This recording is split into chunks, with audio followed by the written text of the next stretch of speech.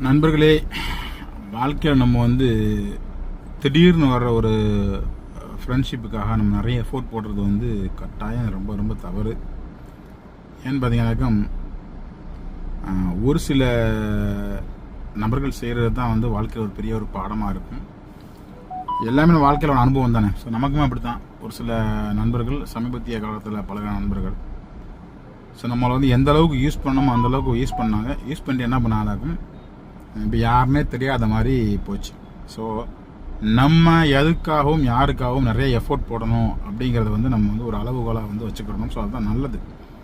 ஏன்னு பார்த்தீங்கன்னா, நம்ம நினைக்கிறோம் நல்ல நட்பு, நல்ல மரம் அழகாக பழகுவாங்க, சூப்பராக பழகுவாங்க, சரிங்களா? ஆனால் எதுக்கான அவங்க பழகுறாங்க அப்படிங்கிறது நம்மளே மறந்துடுவோம். அந்த அளவுக்கு நம்மகிட்ட பழகுவாங்க. பழகிட்டு நமக்கு என்ன செய்யணுமோ அதை அழகாக செஞ்சுட்டு அவங்க போய்கிட்டே இருப்பாங்க.